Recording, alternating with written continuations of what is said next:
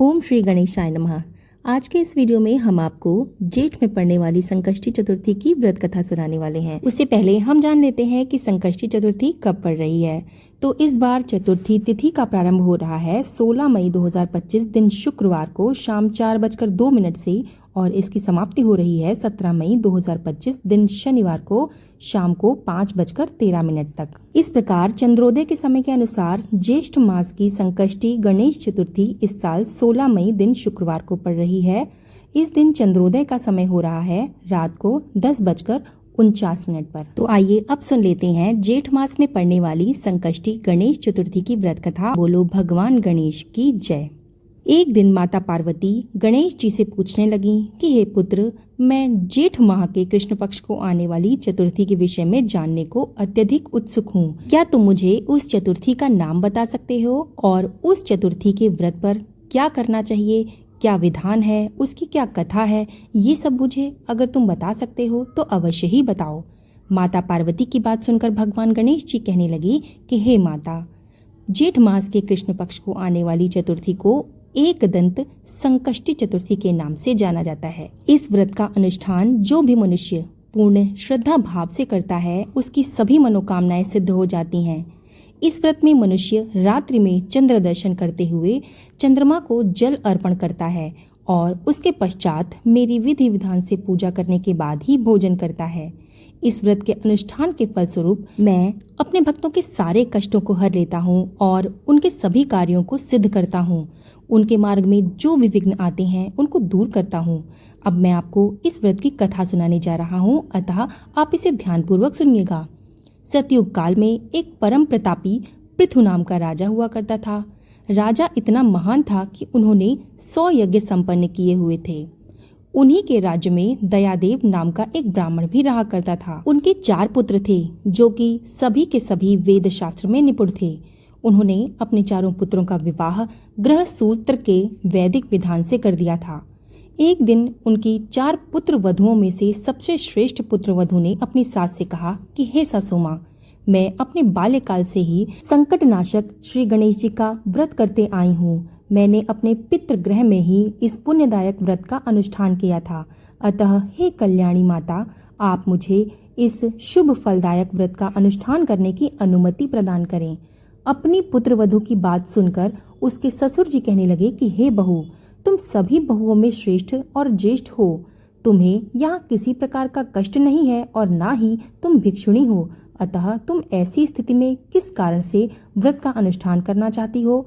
हे सौभाग्यवती, ये समय तुम्हारे उपभोग का है। तुम इस जीवन का उपभोग करो, खाओ पियो और मस्त रहो।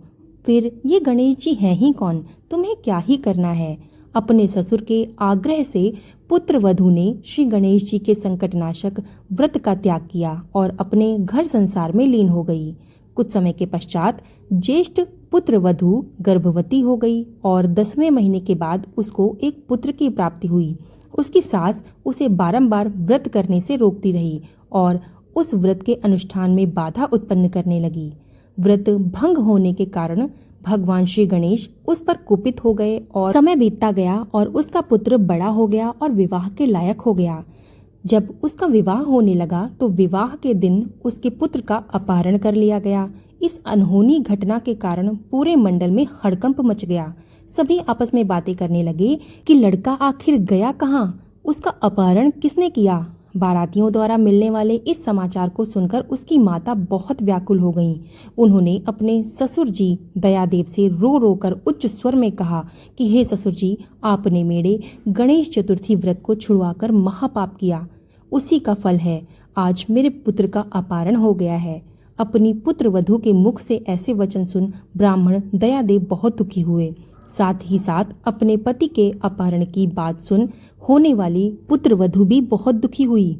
अपने पति के वियोग में दुखी पुत्र वधु प्रतिमाह भगवान श्री गणेश जी संकटनाशक गणेश चतुर्थी का व्रत करने लगी। एक समय की बात है, भगवान गणेश जी एक वेदज्ञ और दुर्लभ ब्राह्मण का वेश धारण कर उस पुत्र वधु की परीक्षा लेने के लिए भिक्षा मांगते हुए उसके द्वार पधारे।